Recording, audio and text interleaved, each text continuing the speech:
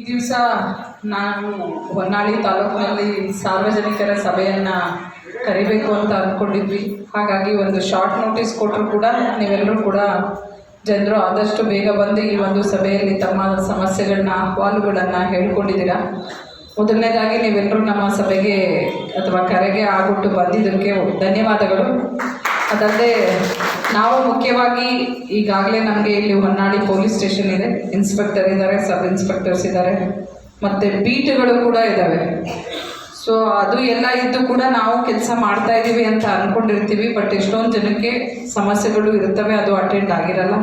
ನಾವು ಈ ಜನಸಂಪರ್ಕ ಸಭೆಯ ಮಾಡುವ ಮುಖ್ಯ ಉದ್ದೇಶ ಅಂತ ಹೇಳಿದ್ರೆ ಫಸ್ಟ್ ನಾವು ಬಂದು ನಿಮ್ಮೆಲ್ಲರಿಗೂ ಮುಖತಃ ಭೇಟಿ ಆಗೋದು, ಮತ್ತು ನಮ್ಮ ಲೋಕಲ್ ಪೊಲೀಸಿನವರು ಏನಿದ್ದಾರೆ ಅವರು ಸರಿಯಾದ ರೀತಿಯಲ್ಲಿ ಕೆಲಸ ಮಾಡ್ತಾ ಇದ್ದಾರೆ ಅಂತ ಹೇಳಿ ನಮ್ಮನ್ನು ನಾವು ಅವಲೋಕನ ಮಾಡಿಕೊಡ್ಬೇಕಾಗ್ತದೆ. ಸೊ ನೀವು ನಮ್ಮವರ ಸಮಸ್ಯೆಗಳ ಬಗ್ಗೆ ಅಥವಾ ಈ ಥರ ಪ್ರಾಬ್ಲಮ್ಸು ಅಟೆಂಡ್ ಆಗಿಲ್ಲ ಅಂದರೆ ಅವ್ರ ಲೆವೆಲೆಲ್ಲ ಆಗದೆ ಇರೋದನ್ನು ನಮ್ಮ ಲೆವೆಲಲ್ಲೂ ಕೂಡ ಅಟೆಂಡ್ ಮಾಡಲಿಕ್ಕೆ ಆಗ್ತದೆ. ಸೊ ಇದುವರೆಗೂ ಕೂಡ ಅವರು SDM ಧರ್ಮಸ್ಥಳ ಮಹಿಳಾ ಸಂಘದವರು ಕೂಡ ಹೇಳಿದ್ರು ಕಂಪ್ಲೇಂಟ್ ಬಗ್ಗೆ ಅದೇನಿದೆ ಪರಿಶೀಲನೆ ಮಾಡಿ ನಾವು ತಗೊಳ್ಳೋಣ. ಇನ್ನು ಕೆಲವೊಬ್ಬರು ಬಾರ್ ಶಿಫ್ಟಿಂಗ್ ಬಗ್ಗೆ ಹೇಳಿದ್ರು, ಅದು ಬಾರ್ ಶಿಫ್ಟಿಂಗು ನಮ್ಮ ಕೈಲಿ ಇರೋದಿಲ್ಲ. ಅದಕ್ಕೆ ಏನಕ್ಕೆ ಶಿಫ್ಟ್ ಮಾಡಬೇಕು, ಅಲ್ಲಿ ಅವಶ್ಯಕತೆ ಇದೆಯಾ, ಅಲ್ಲಿ ಸಾರ್ವಜನಿಕರಿಗೆ ಕಿರಿಕಿರಿ ಆಗ್ತಾ ಇದೆಯಾ ಅಥವಾ ಬೇರೆದಕ್ಕೆ ತೊಂದರೆ ಆಗ್ತಾ ಇದೆಯಾ ಅಂತ ಹೇಳಿ ನೋಡಿ ನಾವು ಒಂದು ಪೊಲೀಸ್ ವರದಿಯನ್ನು ಸಂಬಂಧಪಟ್ಟವರ ಇಲಾಖೆಗೆ ಕೊಡಬಹುದು. ಅದು ಅಲ್ಲದೆ ತುಂಬ ಏನಾದರೂ ಸಮಸ್ಯೆ ಇದೆ ಅಂತ ಹೇಳಿದ್ರೆ ಖಂಡಿತ ಅದನ್ನು ಕೂಡ ನಾವು ಅಟೆಂಡ್ ಮಾಡೋಣ.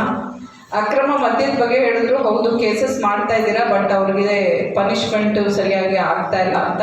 ಬಟ್ ಕಾನೂನಿನಲ್ಲಿ ಬದಲಾವಣೆಗಳಾಗ್ತವೆ, ಕಾಲಕ್ಕೆ ಅಮೆಂಡ್ಮೆಂಟ್ಸ್ ಕೂಡ ಆಗ್ತಾ ಇದೆ, ಅದನ್ನು ಕೂಡ ನೀವು ತಿಳ್ಕೊಳ್ಬೇಕು. ಈಗ ಯಾವುದೇ ಅಪರಾಧಿಗಳಾಗಿರ್ಬೋದು, ಕ್ರಿಮಿನಲ್ ಅವನಿಗೆ ಯಾವ ಪ್ರಕರಣದಲ್ಲಿ ಅವನು ಭಾಗಿಯಾಗಿರ್ತಾನೆ ಅದಕ್ಕಿಂತ ಕಡಿಮೆ ಇದ್ದರೆ ಅವನಿಗೆ ಜೈಲಿಗೆ ಕಳಿಸೋದಿಲ್ಲ. 41A ಅಂತ ಹೇಳಿ ನೋಟಿಸ್ ಕೊಟ್ಟೆ ಬಿಡ್ತೀವಿ. ಇದರಲ್ಲಿ 2 years 3 years ಪನಿಷ್ಮೆಂಟ್ ಎಲ್ಲ ಇದ್ದಾಗ ನಾವು ಕೇಸ್ ಮಾಡಿ ಆ ಪನಿಷ್ಮೆಂಟ್ಗೆ ಏನಿರ್ತದೆ ಅದನ್ನು ಮಾಡಬೇಕಾಗ್ತದೆ. ಶಿಕ್ಷೆ ಮಗದೊಂದು ಇರೋದು ನ್ಯಾಯಾಲಯದ ಹಂತದಲ್ಲಿ ಆಗಬೇಕಾಗ್ತದೆ. ಅದು ಕೂಡ ಇನ್ನು ಮುಂದಿನ ದಿವಸಗಳಲ್ಲಿ ಸರಿಯಾದ ರೀತಿಯಲ್ಲಿ ಇದು ಮಾಡೋಣ. ಇನ್ನೊಂದು ಮುಖ್ಯವಾದ ವಿಷಯ ಅವರು ಎತ್ತಿದ್ರು ಡ್ರಗ್ಸ್ ಅಂತ, ಅದು ನಿಜವಾಗ್ಲೂ ನಾವು ಕೂಡ ಅಕ್ಸೆಪ್ಟ್ ಮಾಡ್ಕೊಳ್ಬೇಕು. ಇದೇ ಡ್ರಗ್ಸು, ಅದಕ್ಕೋಸ್ಕರ ಅಂತಲೇ ನಾವು ಕೂಡ ಕೇಸಸನ್ನು ಮಾಡ್ತಾ ಇದ್ದೇವೆ. ದಯವಿಟ್ಟು ಸಾರ್ವಜನಿಕರಲ್ಲಿ ಮನವಿ ಏನು ಅಂತ ಹೇಳಿದ್ರೆ, ತಮ್ಮಲ್ಲಿ ಕೂಡ ಆ ಥರ ಮಾಹಿತಿ ಏನಾದರೂ ಇದ್ದರೆ ದಯವಿಟ್ಟು ನಿರ್ಭಯವಾಗಿ ನಮ್ಮ ಇನ್ಸ್ಪೆಕ್ಟರ್ ನಂಬರ್ ಇದೆ, ಸಬ್ ಇನ್ಸ್ಪೆಕ್ಟರ್ಸ್ ನಂಬರ್ಸ್ ಇದೆ, DSP ನಂದು ಕೂಡ 9480803201 ನಂಬರ್ ಇರ್ತದೆ. ದಯವಿಟ್ಟು ತಾವು ಮಾಹಿತಿ ಕೊಟ್ಟರೆ ನಮ್ಮ ಯುವಜನತೆ ಈ ಥರ ಒಂದು ದುಶ್ಚಟಗಳಿಗೆ ಬಲಿಯಾಗೋದನ್ನು ತಡೆಗಟ್ಟಲಿಕ್ಕಾಗ್ತದೆ.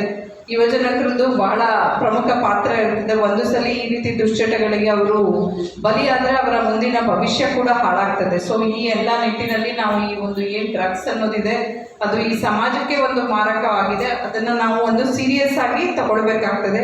ಸೊ ನಮ್ಮೊಂದಿಗೆ ನಿಮ್ಮ ಸಹಕಾರ ಕೂಡ ಇದ್ದರೆ ನಾವು ಇನ್ನೂ ಚೆನ್ನಾಗಿ ಒಳ್ಳೆಯ ರೀತಿಯಲ್ಲಿ ಈ ಡ್ರಗ್ಸ್ ವಿರುದ್ಧದ ಹೋರಾಟವನ್ನು ಮಾಡಲಿಕ್ಕೆ ಆಗ್ತದೆ. ಈಗ ಅದಕ್ಕೆ ಈಗ ಕಾಲೇಜುಗಳಲ್ಲಿ ಇಲ್ಲಿ ಈಗ ಇವತ್ತು ನಾನು ಬೆಳಗ್ಗೆ ನ್ಯಾಮತಿಯಲ್ಲಿ ಕೂಡ ಸಾರ್ವಜನಿಕರ ಸಭೆಯನ್ನು ತೆಗೆದುಕೊಂಡಿದ್ದೆ. ಯಾವುದೇ ತಾಲೂಕು ಮಟ್ಟದಲ್ಲಿ ಪೊಲೀಸರ ವಿಸಿಬಿಲಿಟಿ ಕಾಣಬೇಕಂದ್ರೆ ನಮ್ಮವರು ಜಾಸ್ತಿ ನಿಮಗೆ ಎಫೆಕ್ಟಿವ್ ಆಗಿ ಮಿನಿಮಮ್ ಸರಿಯಾದ ರೀತಿಯಾದ ಸಂಚಾರ ವ್ಯವಸ್ಥೆ ಟ್ರಾಫಿಕನ್ನು ಮಾಡಿದಾಗ ನಿಜವಾಗ್ಲೂ ನಿಮ್ಮ ಪೊಲೀಸರಿಗೆ ಇರುವಂತಹ ಭರವಸೆ ನಿಮ್ಮಲ್ಲಿ ಜಾಸ್ತಿ ಆಗ್ತದೆ. ಸೊ ನಿನ್ನೆ ತಾನೇ ನಾನು ಕೇಳ್ಪಟ್ಟೆ, ಇನ್ಸ್ಪೆಕ್ಟರ್ ಅವರು AC ಅವರ ಅಧ್ಯಕ್ಷತೆಯಲ್ಲಿ ಕೂಡ DSP ಅವರು ಬಂದಿದ್ರು ಅನಿಸುತ್ತೆ, ಮೀಟಿಂಗ್ನ ಮಾಡಿದ್ದಾರೆ, ಸಂಚಾರಗಳಲ್ಲಿ ಸ್ವಲ್ಪ ಬದಲಾವಣೆನ ಮಾಡಬೇಕು ಅಂತ ಹೇಳಿ. ಸೊ ಹಾಗಾಗಿ ಈಗ ಪ್ರಯತ್ನ ಶುರುವಾಗಿದೆ. ನಮ್ಮಲ್ಲಿ ಇರುವಂತಹ ಮಿನಿಮಮ್ ಮೆನ್ ಫೋರ್ಸಲ್ಲಿ ಏನು ಬೆಸ್ಟ್ ಮಾಡಲಿಕ್ಕಾಗ್ತದೆ ಖಂಡಿತ ನಾವು ಅದನ್ನು ಕೂಡ ಮಾಡ್ತೀವಿ. ಅದಕ್ಕೆ ಮೊದಲನೇದಾಗಿ ನಿಮ್ಮ ಸಹಕಾರ ಜಾಸ್ತಿಯಾಗಿ ಅದಕ್ಕೂ ಕೂಡ ಬೇಕಾಗ್ತದೆ. ಏನು ಫೈನ್ ಹಾಕಬೇಕಾಗ್ತದೆ, ಎನ್ಫೋರ್ಸ್ಮೆಂಟ್. ಬರೀ ನಾನು ಜಸ್ಟು ಟ್ರಾಫಿಕ್ ರೆಗ್ಯುಲೇಷನ್ ಅಷ್ಟೇ ಮಾಡ್ತಾ ಕೂರೋಕ್ಕಾಗಲ್ಲ. ಎಷ್ಟು ಜನಕ್ಕೆ ನಿಮಗೆ ಗೊತ್ತಿದ್ದಾರೆ, ಇವತ್ತು ಹೇಳಿ ಪೊಲೀಸ್ನವರು ಅಲ್ಲಿ 5 ನಿಮಿಷ ಹೋದ್ರಂದ್ರೆ ಪುನಃ ಹೆಂಗಿತ್ತು ಹಾಗೆ ಆಗುತ್ತೆ. ಜನಗಳಲ್ಲೂ ಕೂಡ ಅದು ಅರಿವು ಬರಬೇಕಾಗ್ತದೆ. ಅದು ಅರಿವು ಬಂದಿಲ್ಲ ಅಂತ ಹೇಳಿದಾಗ ನಾವು ನೆಕ್ಸ್ಟು ಫೈನನ್ನು ಹಾಕುವಂತಹ ಪರಿಸ್ಥಿತಿಗೆ ನೆಕ್ಸ್ಟ್ ಮಟ್ಟಕ್ಕೆ ಹೋಗಬೇಕಾಗ್ತದೆ. ಅದು ಕೂಡ ನಾವು ಮಾಡ್ತೇವೆ. ನೆಕ್ಸ್ಟು ಅವರು ಒಬ್ಬ ಕಾಲೇಜ್ ಹುಡುಗ ಹೇಳಿದ್ರು, ನಿಜವಾಗ್ಲೂ ಅದು ಪ್ರಶಂಸನೀಯ. ಪಾಪ ಬಂದು, ಇಲ್ಲ ಮೇಡಮ್ ಹೀಗೆ ಹುಡುಗರು ಟೀಸ್ ಮಾಡ್ತಾ ಇದ್ದಾರೆ, ಗೌರ್ಮೆಂಟ್ ಕಾಲೇಜ್ ಕಡೆ ಅಷ್ಟೇ ಬೀಟ್ ಅವರು ಹೋಗ್ತಾ ಇದ್ದಾರೆ, ನಮ್ಮ ಈ SMS ಕಾಲೇಜ್ ಕಡೆ ಬರ್ತಾ ಇಲ್ಲ ಅಂಥೇಳಿ. ನಾಳೆಯಿಂದ ಅಲ್ಲಿಗೂ ಕೂಡ ಹೆಚ್ಚಿನ ಬೀಟ್ ವ್ಯವಸ್ಥೆಯನ್ನು ನಾವು ಕಳಿಸ್ಕೊಳ್ಳೋಣ. ಅದಲ್ಲದೆ ಇನ್ನೊಬ್ಬರು ರೇಸ್ ಮಾಡಿದ್ರು, ಮೇಡಮ್ ಪೋಕ್ಸೋ ಆ್ಯಕ್ಟ್ಸು ಜಾಸ್ತಿ ಆಗ್ತಾ ಇದೆ ಅಂತ. ಖಂಡಿತ ಹೌದು, ಅದು ಕೂಡ ಇದೆ. ನಾವು ತುಂಬ ಕಡೆ ಕಾನೂನು ಅರಿವು ಕಾರ್ಯಾಗಾರ ಅಂತ ಹೇಳಿ ಇನ್ಕ್ಲೂಡಿಂಗ್ ನಾನು ಅಡಿಷನಲ್ SP DSP ಇನ್ಸ್ಪೆಕ್ಟರ್ಸು ಎಲ್ಲ ಕಡೆ ಹೋಗಿ ಮಾಡಿ ಬರ್ತಾರೆ. ಇವತ್ತು ಕೂಡ ನಾನು ಒಂದು ದಲಿತ ಕಾಲೋನಿಗೆ ಹೋದೆ. ಅವಾಗ ಹೋದಾಗ ಕೂಡ ಇದೇ ಥರವಾದಂತಹ ಬೆಳವಣಿಗೆಗಳನ್ನ ನಾವು ನೋಡಿದ್ದೇವೆ. ಇದಲ್ಲದೆ ಏನಾಗ್ತಾ ಇದೆ ಈಗ ಹೆಚ್ಚು ಅಂತ ಹೇಳಿದ್ರೆ, ಮನೆಯಲ್ಲೇ ಪೇರೆಂಟ್ಸು 16 ವರ್ಷ 17 ವರ್ಷಕ್ಕೆ ಮದುವೆ ಮಾಡಿಬಿಡ್ತಾರೆ. ನೆಕ್ಸ್ಟು ಪ್ರೆಗ್ನೆಂಟ್ ಆಗಿ ಇದಕ್ಕೆ ಬರ್ತಾರೆ ಹಾಸ್ಪಿಟಲ್ಗೆ, ಅವಾಗ ಗೊತ್ತಾಗ್ತಾ ಇದೆ. ಸೊ ಕಾಲೇಜಲ್ಲಿ ಇದ್ದವ್ರಿಗೆಲ್ಲ ಅಂತೂ ಹೇಳಿದ್ದೇವೆ. ಅದಲ್ಲದೆ ಪಂಚಾಯಿತಿ ಮುಖಾಂತರ ಹಾಗೂ ಸ್ವಸಹಾಯಗಳ ಸಂಘಗಳ ಮುಖಾಂತರ ಕೂಡ ನಾವು ಅವ್ರಿಗೆ ತಲುಪುವಂತಹ ಪ್ರಯತ್ನವನ್ನು ಮಾಡ್ತೇವೆ. ಸೊ ನಾವು ಎಲ್ಲರೂ ಕೂಡ, ನೀವು ಸಾರ್ವಜನಿಕರಿದ್ದೀರಾ, ನಿಮ್ಮ ಕೈಲಾದಷ್ಟು ಕೂಡ ಇದ್ರ ಬಗ್ಗೆ ಅರಿವು ಮೂಡಿಸಿದ್ರೆ ಚೈಲ್ಡ್ ಮ್ಯಾರೇಜ್ ಮಾಡೋದ್ರಿಂದ ಅಥವಾ ಈ ಪೋಕ್ಸೋ ಪ್ರಕರಣಗಳು ಆಗೋದು ಅಂತ ಅವರು ಜೈಲಿಗೆ ಹೋಗ್ತಾರೆ ಅಂತ ಹೇಳಿದ್ರಿ. ಅದಲ್ಲದೆ ಯಾಕೆ ಚೈಲ್ಡ್ ಮ್ಯಾರೇಜ್ ಮಾಡಬಾರ್ದು ಅಂತಲೂ ಕೂಡ ತಂದೆ ತಾಯಿಗಳಿಗೆ ಅರಿವಿಗೆ ಬಂದರೆ ಖಂಡಿತ ಆ ಪ್ರಕರಣಗಳನ್ನ ನಾವು ತಡೆಗಟ್ಟಲಿಕ್ಕೆ ಸಾಧ್ಯ ಆಗ್ತದೆ. ಸೊ ಈ ಎಲ್ಲ ನಿಟ್ಟಿನಲ್ಲಿ ಈ ದಿವಸ ನೀವು ನಿಮ್ಮ ಸಮಸ್ಯೆಗಳನ್ನ ಹೇಳಿದ್ದೀರಾ. ಸೊ ನಾವು ಹೆಚ್ಚಿನ ರೀತಿಯಲ್ಲಿ ಜನಸ್ನೇಹಿ ಪೊಲೀಸರಾಗಿ ಕೆಲಸ ಮಾಡಬೇಕಂದ್ರೆ ನಿಮ್ಮ ಸಹಕಾರ ಬಹಳ ಅಗತ್ಯ ಇದೆ. ಅದೆಲ್ಲ ಕೊಡ್ತೀರಾ ಅಂತ ನಾವು ಅಂದ್ಕೊಂಡಿದ್ದೇವೆ. ಅದಲ್ಲದೆ ನಮ್ಮಲ್ಲಿರುವಂತಹ 112 ನಿಮ್ಮೆಲ್ಲರಿಗೂ ಗೊತ್ತಿರಬೇಕು, ಎಷ್ಟು ಜನಕ್ಕೆ ಗೊತ್ತಿಲ್ಲ, ದಯವಿಟ್ಟು ERSS emergency response service system ಅಂತ ಇದೆ, ಅದು 112 ಅಂತ ಹೇಳ್ತೀವಿ. ದಯವಿಟ್ಟು ಆ ವ್ಯವಸ್ಥೆಯನ್ನು ನೀವು ಸರಿಯಾಗಿ ಉಪಯೋಗಿಸ್ಕೊಡ್ಬೇಕು. ಅದಲ್ಲದೆ ಈಗ ನಿಮಗೆ ಗೊತ್ತಿರಬಹುದು, ಸೈಬರ್ ಪ್ರಕರಣಗಳು, ಸೈಬರ್ ಅಪರಾಧಗಳು ಪ್ರಕರಣಗಳು ತುಂಬ ಜಾಸ್ತಿ ಆಗ್ತಾ ಇದೆ. ಅದಕ್ಕೆ ಹೆಲ್ಪ್ ಲೈನ್ ಕೂಡ 1930 ಇದೆ.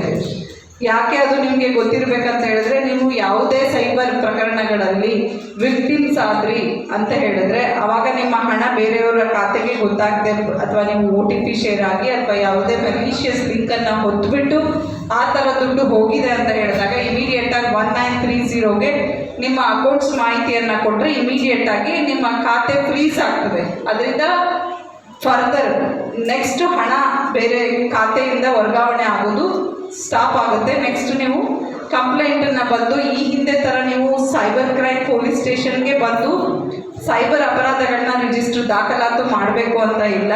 ನೀವು ನಮ್ಮ ಹೊನ್ನಾಳಿ ಪೊಲೀಸ್ ಸ್ಟೇಷನ್ಗೆ ಬಂದು ಸೈಬರ್ ಪ್ರಕರಣವನ್ನು ಕೊಡ್ಬೋದು. ಅದು ಅಲ್ಲದೆ ನೀವು NC ಇದು ನ್ಯಾಷನಲ್ ಸೈಬರ್ ಕ್ರೈಮ್ ಪೋರ್ಟಲ್ ಅಂತ ಕೂಡ ಇದೆ, ಅದರಲ್ಲಿ ನೀವು ರಿಜಿಸ್ಟರ್ ಆದರೂ ಕೂಡ ಆಟೋಮೆಟಿಕ್ ಆಗಿ ನಮ್ಮ ಪೊಲೀಸ್ ಸ್ಟೇಷನ್ಗೆ ಬರ್ತದೆ. ನೆಕ್ಸ್ಟು ನಿಮ್ಮನ್ನು ಕರೆಸ್ತಾರೆ, ಅದನ್ನು ಕೂಡ ಮಾಡ್ಬೋದಾಗಿರ್ತದೆ. ಅದಲ್ಲದೆ ಸಾರ್ವಜನಿಕರು ಯಾವುದೇ ತಮ್ಮ ಮೊಬೈಲನ್ನು ಕಳ್ಕೊಂಡಾಗ ಕೂಡ CEIR ಅಂತ ಇದೆ, cyber equipment identification register portal ಅಂತ ಹೇಳಿ. ಅದರಲ್ಲಿ ನಿಮ್ಮ ಡೀಟೇಲ್ಸನ್ನು ಎಂಟ್ರ್ ಮಾಡಿದ್ರೆ ನಿಮ್ಮ IMEI ಇದೆಲ್ಲ ಡೀಟೇಲ್ಸ್ ಅಲ್ಲಿ ಇರ್ತದೆ. ನಿಮ್ಮ ಮೊಬೈಲ್ ಯಾವುದೇ ಕಾಣೆ ಆದಾಗ ಯಾರಾದರೂ ಯೂಸ್ ಮಾಡಿದ್ರೆ ಆಟೋಮೆಟಿಕ್ ಆಗಿ ನಮಗೆ ಅವರಲ್ಲಿ ನೋಟಿಫಿಕೇಶನ್ ಬರುತ್ತೆ. ನೆಕ್ಸ್ಟ್ ಅದನ್ನು ಟ್ರೇಸ್ ಮಾಡಿ ಕೊಡಿಸ್ಕೊಡುವಂತಹ ಪ್ರಯತ್ನವನ್ನು ಕೂಡ ನಾವು ನಿಮಗೆ ಮಾಡ್ತೇವೆ. ಸೊ ಈ ಎಲ್ಲ ನಿಟ್ಟಿನಲ್ಲಿ ನಾವು ನಿಮ್ಮ ಜೊತೆಯಲ್ಲಿ ಕೆಲಸ ಮಾಡಬೇಕನ್ನೋದಿದೆ. ಅದೆಲ್ಲಕ್ಕಿಂತ ಇನ್ನೊಂದು ಮುಖ್ಯವಾದದ್ದು ಏನಂದರೆ ಬೀಟ್ ವ್ಯವಸ್ಥೆ ಇದೆ. ಇಲ್ಲಿ ಎಷ್ಟು ಜನ ನೀವು ಬೀಟ್ನಲ್ಲಿ ಮೆಂಬರ್ಸ್ ಆಗಿದ್ದೀರಾ? ಸ್ವಲ್ಪ ಕೈ ಎತ್ತಬಹುದಾ? ಒಬ್ಬರೇ, ಇಬ್ಬರು, 3 ಜನ, 4 ಜನ ನೋಡಿ, ಇಷ್ಟೊಂದು ಜನ ನಾವು ಸಾರ್ವಜನಿಕರು ಸಭೆಯಲ್ಲಿ ಬಂದಿದ್ದೇವೆ. ದಯವಿಟ್ಟು ಅರ್ಥ ಮಾಡ್ಕೊಳ್ಳಿ, ನಾವು ಬೀಟ್ ವ್ಯವಸ್ಥೆಯನ್ನು ಯಾಕೆ ಮಾಡಿದ್ದೀವಿ ಅಂದರೆ, it is the basic unit of police station ಅಂತೀವಿ. ಪ್ರಾಥಮಿಕ ಘಟಕ ಪೊಲೀಸ್ ಸ್ಟೇಷನ್ಗಿಂತ ಮೊದಲು ಬರುವಂಥದ್ದೇ. ಒಬ್ಬ ಪೊಲೀಸ್ ಠಾಣೆಯಲ್ಲಿ ಸಬ್ ಇನ್ಸ್ಪೆಕ್ಟರ್ ಅಥವಾ ಇನ್ಸ್ಪೆಕ್ಟರ್ ಏನೆಲ್ಲ ಕೆಲಸ ಮಾಡ್ಬೋದು ಅಷ್ಟು ಕೆಲಸಗಳನ್ನ ಮಾಡಲಿಕ್ಕೆ ಅಂತಲೇ ನನ್ನ ಬೀಟ್ ಸಿಬ್ಬಂದಿಯನ್ನು ಹಾಕಿರ್ತೇನೆ. ದಯವಿಟ್ಟು ಆ ಒಂದು ಬೀಟಿನ ಮಹತ್ವವನ್ನು ತಿಳಿದುಕೊಳ್ಬೇಕು ಅಂತ ನಿಮ್ಮೆಲ್ಲರಲ್ಲಿ ಕಳಕಳಿಯ ಮನವಿ. ಯಾಕಂತ ಹೇಳಿದ್ರೆ, ಆ ಬೀಟಿಗೆ ಒಬ್ಬ ಕಾನ್ಸ್ಟೇಬಲ್ ಕೊಟ್ಟಿರ್ತೀವಿ ಅಂದರೆ ಆ ಊರಿನಲ್ಲಿ ಅಥವಾ ಈ ಚನ್ನಗಿರಿ ಟೌನಲ್ಲಿ 1-2-3 ಏರಿಯಾ ಸೇರಿಸಿ ಕೊಟ್ಟಿರ್ತಾರೆ. ಆ ಬೀಟ್ ಸಿಬ್ಬಂದಿ ಮೇಲೆ ಸಬ್ ಇನ್ಸ್ಪೆಕ್ಟರ್ ASI ಇರ್ತಾರೆ, ASI ಮೇಲೆ ಸೂಪರ್ವೈಸರಿ ಆಫೀಸರ್ ಸಬ್ ಇನ್ಸ್ಪೆಕ್ಟರ್ ಇರ್ತಾರೆ.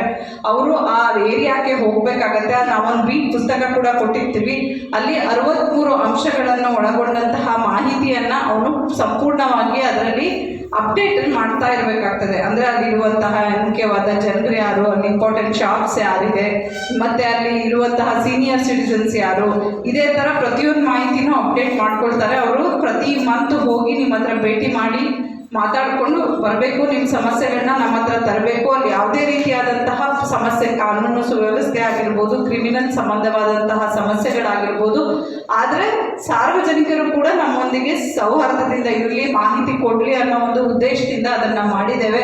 ದಯವಿಟ್ಟು ಹೆಚ್ಚು ಜವಾಬ್ದಾರಿಯುತವಾದಂತಹ ಸಾರ್ವಜನಿಕರು ಈ ನಮ್ಮ ಬೀಟ್ ವ್ಯವಸ್ಥೆಯೊಂದಿಗೆ ತಾವು ಸ್ವಲ್ಪ ನೋಂದಣಿಯಾಗಿ ರಿಜಿಸ್ಟರ್ ಆದರೆ ಇನ್ನೂ ನಾವು ಪೊಲೀಸ್ ಇಲಾಖೆಯಲ್ಲಿ ಒಳ್ಳೆ ರೀತಿಯಾದಂತಹ ಕೆಲಸವನ್ನು ಮಾಡಲಿಕ್ಕೆ ಆಗ್ತದೆ.